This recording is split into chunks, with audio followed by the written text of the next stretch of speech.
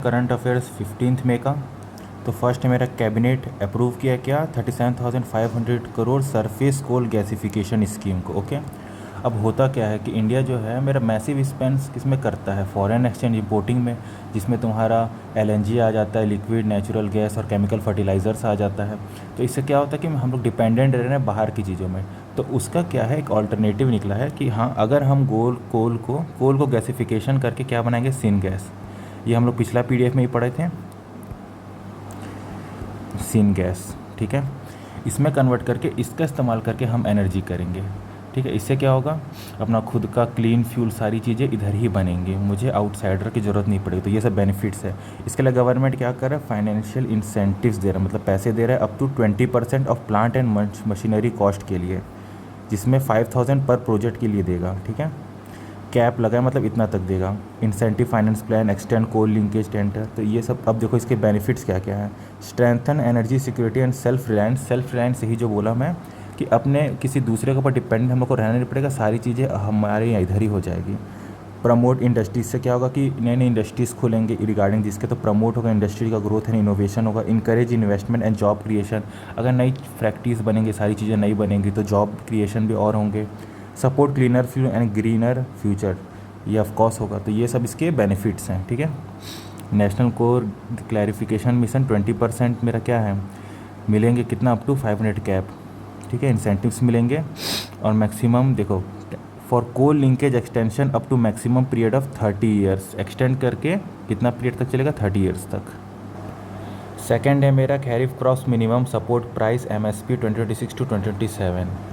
तो ये एक तुम्हारा प्राइस फ्लोर कह सकते हो, एक फाइनेंशियल सेफ्टी नेट है। ठीक है, अगर कभी भी ऐसा होता है कि क्रॉप का जो कॉस्ट है, ये डीजल और फर्टिलाइज़र का वजह से प्राइस हाइक या डाउन जो भी हो रहा है, तो गवर्नमेंट बोलता है कि नो मैटर कितना भी प्राइस मार्केट डाउन रहे, आपको आपके क्रॉप का प्राइस वही मिलेगा जो फिक्स है और प्रॉफिटेबल मिनिमम रेट में, ताकि आपको परेशानी लेने का दिक्कत ना पड़े। तो ये कह रहा है, इसीलिए है ये तुम्हारा क्या, MSP मिनिमम सपोर्ट प्राइस की, इसके नीचे प्राइस जा ही नहीं सकता है, आपको मिनिमम इतना मिलेगा चाहे मार्केट जैसा भी रहे। देख लो यहाँ पे,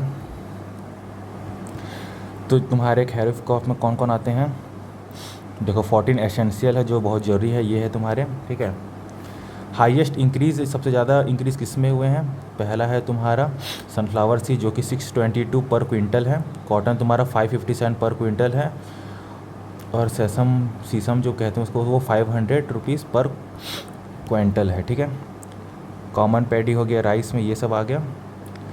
अब देखो यहाँ पे सबसे इम्पोर्टेंट चीज़ बताता हूँ,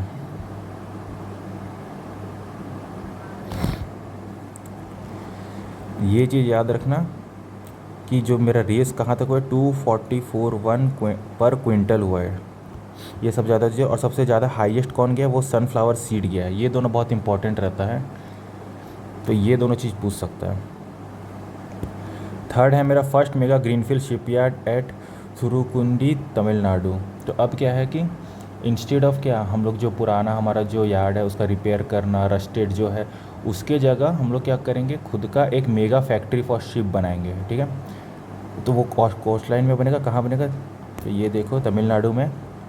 अब इससे होगा कि इसमें ऑटोमेटिक ट्रेन्स रहेंगे, स्मार्ट AI डिज़ाइन रहेंगे, ताकि हम बिल्ड कर सकें क्या, मैसिव ओशन वेसल्स। ठीक है, तो ये सब इसके बेनिफिट्स है, इधर देख लो। First mega greenfield shipyard Tamil Nadu में, ये देखो। An annual production capacity of, कितना कैपेसिटी है, 2.5 मिलियन ग्रॉस टोंकेज बाय 2047। तो ये मेरा ग्रीनफील्ड जो शिपयार्ड होगा जहाँ पे सारे शिप आएंगे, ये मेरा क्या होगा, AI से भी लेस रहेगा। तो ये सब इसके बेनिफिट हैं। ठीक है, MOU साइन हुआ किसके किसके बीच, MOPSW और साउथ कोरिया के बीच में। और ये targeting and annual productive capacity, ये टारगेट करे कितना, 2.5 मिलियन टोनेज बाय 2047। अब देखते हैं हम लोग नेक्स्ट न्यूज़ में।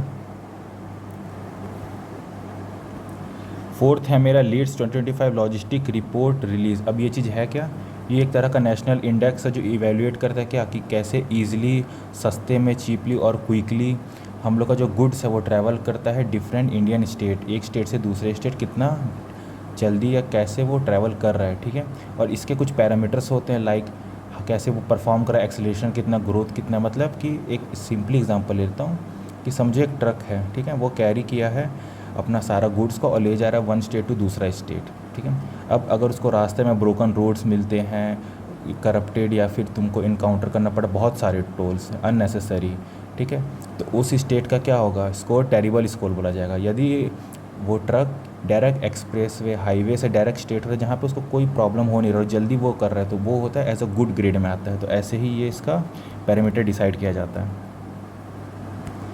तो इस चीज़ में सबसे टॉप कौन किया है, तमिलनाडु किया है, जहाँ पे एकदम जल्दी से जल्दी सारे अगर कोई सामान वहाँ से पास होता है, उस स्टेट से पास होता है, बहुत फास्टली पास होता है। एंड द रीज़न इज़ क्योंकि वहाँ मल्टी लेन एक्सप्रेस वे है, डिजिटल टोल है, कि रुकने का तुमको ज़रूरत पड़ता नहीं है, जो भी चीज़ होता है तुमको मूव करना है तो वहाँ रुक नहीं सकते हो तुम। तो ये बेनिफिट की वजह से क्या है, ये फर्स्ट है तमिलनाडु। याद रखना, लीस्ट 2025 लॉजिस्टिक रिपोर्ट जब रिलीज़ होता है तो टॉप कौन किया है, तमिलनाडु। ये देख लो, रिलीज़ कौन किया, release by Piyush Goyal, ministry of commerce and industry. 4 category, input, logistic services, logistic performance and outcome, ये चीज़ पैरामीटर्स हैं। पहला है मेरा कौन है, तमिलनाडु, फिर यूपी, फिर देन मिजोरम, दिल्ली, ठीक है। अब आते हैं हम लोग नेक्स्ट में। 4th है मेरा ministry of electronics and information technology launch किया है IP कैटलिस्ट प्लेटफॉर्म cp.in, ठीक है। अब ये वेबसाइट है क्या, अब लोगों को पता है, तुम्हें ही पता है सबको क्या है कि हम कुछ नया चीज़ या कोई इनोवेशन जैसे स्कूल कॉलेजेस में कुछ ऐसा चीज़ जो बहुत ही यूनिक है तो हम उसे क्या करवा लेते हैं, पेटेंट करवा लेते हैं ताकि वो कॉपी ना हो। अब पेटेंट करवाने के बाद क्या है, वो एक पेपर की तरह बस रखा रहता है, उसका कुछ काम नहीं है। हाँ, टेक्नोलॉजी अच्छा है कि हाँ एक ऐसा टेक्नोलॉजी कुछ समझ लो कि रोबोटिक्स या टेक्नोलॉजी या कोई ऐसा टेक्नोलॉजी बहुत बेनिफिशियल हो, बट पेटेंट करवा लिए और फिर उसके बाद क्या उसका कोई इस्तेमाल ही नहीं। वो हाँ पेटेंट अच्छा है बट वो इस्तेमाल ही नहीं, वो रखा हुआ है एज अ पेपर की तरह या ऐसे डिजिटल फॉर्म में रखा हुआ है। तो उसी के लिए लाया गया है ये मेरा cp.in। इसमें क्या होगा, आपका जो भी इनोवेशन का जो पेटेंट होगा वो सारा वहाँ रखा रहेगा।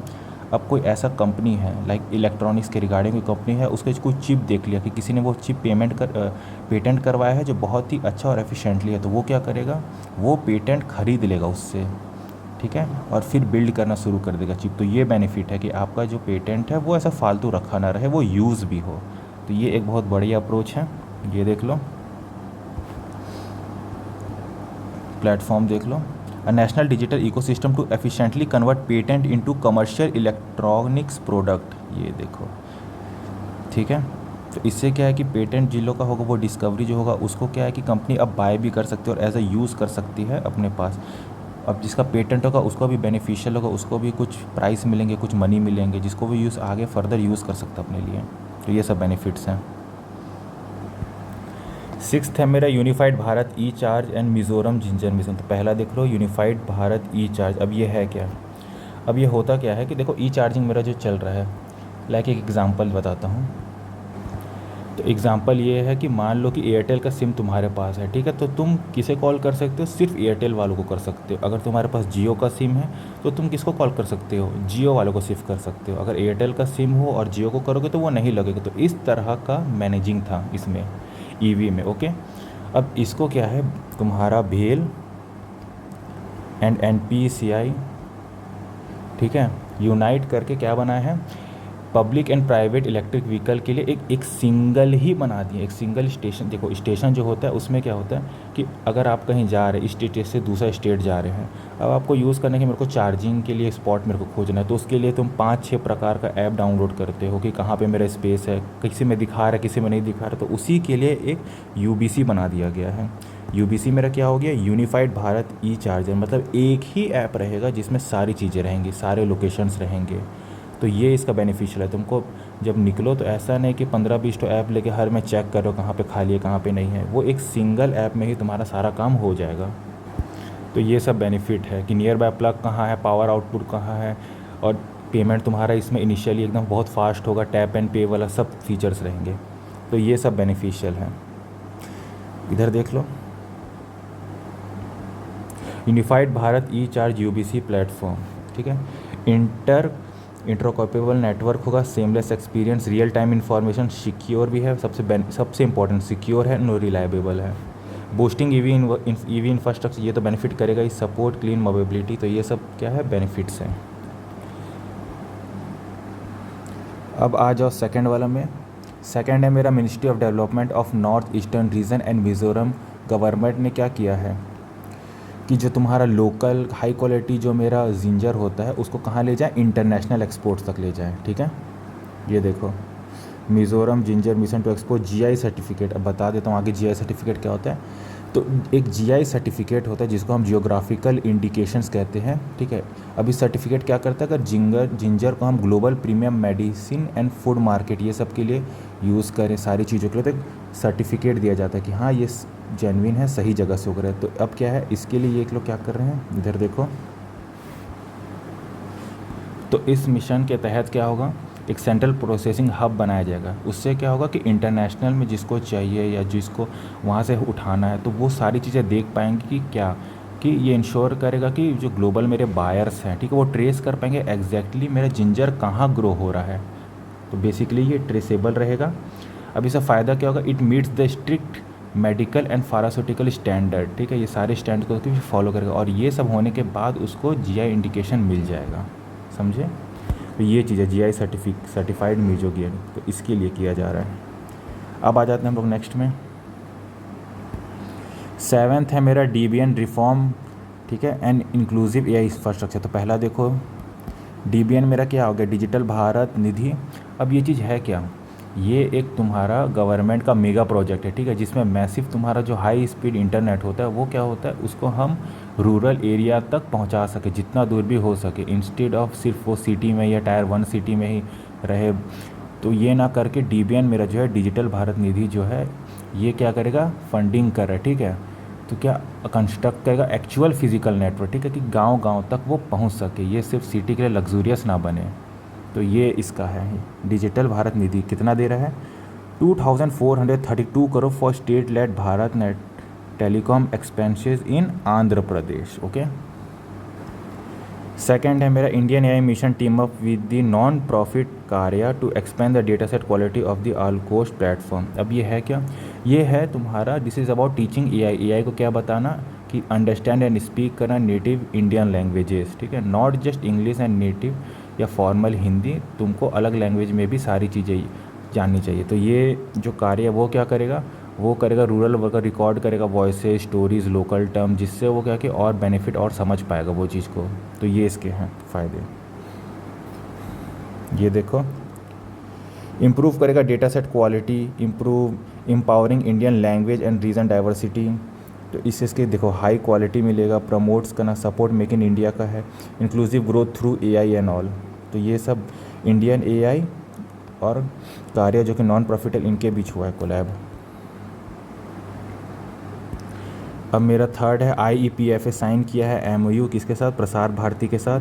क्यों, to steam investor rights awareness. ठीक है, ऑन दूरदर्शन चैनल। ये देख लो, IEPFA जो कि होता है investor education and protection fund authority, किसके साथ किया है, प्रसार भारती के साथ किया है। क्यों, क्योंकि know your right, secure your investment, build a strong Bharat, इसलिए हुआ है। की हाईलाइट्स क्या है मेरे पास, investor rights awareness to reach every हाउस होल्ड, क्योंकि दूरदर्शन मेरा हर जगह universal channel. Programme on unclaim asset, leverage Doordarshan world wide, promoting financial literacy, ये सब है। अब आ जाते थोड़ा बैंकिंग एंड फाइनेंस न्यूज़ में। फर्स्ट है मेरा RBI is outward remittance rule of फिनटेक्स। अब सिंपल एक लेम लैंग्वेज में बोलूँ, इमेजिन करो कि एक मोबाइल ऐप है कोई सा। ठीक है, अब तुम्हारा कोई फैमिली मेम्बर या तुम ही फॉरेन में पढ़ रहे हो और तुम या तो कोई और ऐसा जो पर्सन है जिसको तुम पैसा भेजना चाह रहे हो आउट ऑफ कंट्री, ठीक है, या फिर आउट ऑफ कंट्री या इंडिया कहीं पे भी। अभी के एग्जांपल में ले लो, मान लो यूरोप। ठीक है, यूरोप में तुम किसी को पैसा भेजना चाह रहे हो अपनी सिबलिंग को पढ़ाई के लिए। अब पहले क्या होता था कि हाँ, अगर कोई ऐप है जो ये चीज़ करवा रहा है मुझे कि हाँ मैं यहाँ से यहाँ पैसा भेज देता हूँ एज एन कम इंटरेस्ट पे या फिर एज अ कम मनी लेके, अपना चार्जेस लेके, तो उसमें क्या होता था, उसके लिए RBI क्या करता था, RBI को पहले करना पड़ता था कि हाँ मैं ये भेज रहा हूँ, ऐप को बताना पड़ता था। और सारी चीज़ें होने के बाद, लाइक वो हाँ जेन्युइन है नहीं है, सारी चीज़ें होंगी प्रोसेस के बाद, तब जाके आपका मनी ट्रांसफ़र होता था। तो ये चीज़ें जो होने में है, ये चीज़ें होने में कम से कम 1 से 2 महीने लग जाता था। तो अब क्या है, उसी को RBI ने ये कह दिया है कि हाँ ये करने की ज़रूरत नहीं है। आप डायरेक्टली कोई अगर ऐप लगे या कोई ऐसा लगे जो सेंड कर रहा है और वो कंपनी ने ऑटोमेटेड KYC सारी चीज़ें हो गई है, तो वो डायरेक्टली अप्रूव हो जाएगा और इंस्टेंटली वो ऑन हो जाएगा। तो ये सब बेनिफिट, आपको वेट नहीं करना पड़ेगा। ठीक है, देखो, apply to cross border non trade current account transaction via third party digital platform, third party से भी कर सकते हो। इधर देख लो, RBI has removed the mandatory prior approval requirement for banks types enabling outward remittance by fintech and digital platform। इससे क्या होगा, इससे faster go to market fintech होगा, बूस्ट होगा, ग्रेटर एक्सेस फॉर यूज़र्स होगा, strengthening India position as a global fintech में इनका अच्छा पार्ट रहेगा इंडिया का। सेकेंड है मेरा फर्स्ट ताइवानीज बैंक ब्रांच इन गिफ्ट सिटी गुजरात, ठीक है। CTBC बैंक कॉरपोरेशन ये तुम्हारा क्या बन चुका है, फर्स्ट ताइवानीज बैंक बन चुका है जो इस्टेब्लिश कहाँ पे हुआ है, गिफ्ट सिटी गुजरात में। फ़ोटो देख लो, ये देखो CTBC बैंक दिखा। हिस्टोरिकल माइलस्टोन है ये, क्योंकि ये क्या है, one of the Taiwan's largest financial institute open in the branch in India. तो ताइवान का क्या है, लार्जेस्ट फाइनेंशियल इंस्टीट्यूट है जो अब कहाँ खुल चुका है, इंडिया में भी खुल चुका है। इससे फ़ायदा क्या होगा, स्ट्रेंथन होगा इंडिया और ताइवान का फाइनेंशियल टाइज। तो ये सब इसके बेनिफिट्स हैं। अब आ जाते हैं नेक्स्ट में, अपॉइंटमेंट्स एंड लीडरशिप देख लेते हैं डायरेक्ट इमेज के ही रिगार्डिंग। पहला देखो, AINRC leader and Rangaswamy took the oath to the office as a chief minister of historical 5th term, ठीक है।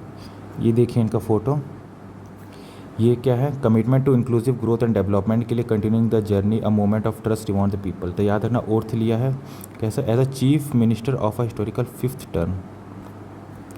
सेकेंड है मेरा असम का, doctor हिमनाथा Biswa Sarma sworn as a chief minister of क्या है, सेकेंड कंजिक्यूटिव के, दूसरी बार लगातार, ठीक है। जियो प्लेटफॉर्म के देखो सबसे न्यूज़ कि Reliance industry appointed as Akash Ambani, उन्हीं का ही जो बेटा है, as a MD managing director, कितना सालों के लिए, फॉर अ 5 टर्म के लिए। ये हैं आकाश अंबानी। तो ये मेरी तीनों न्यूज़ हो गई है। अब आ जाते हैं इन्वायरमेंट एंड साइंस में। तो पहला है मेरा ZI डिस्कवरी। तो two new spider species find किए गए नागालैंड पे, फेसुरस नूतू एंड फेसुरस फेंसू, ठीक है। ये देख लो फोटोज़, फेसुरस नूतू का, फेसुरस फेंसू, ये दोनों फ़ोटो हैं, ठीक है। तो ये दोनों स्पाइडर हैं, इनका डिस्कवरी किया गया है।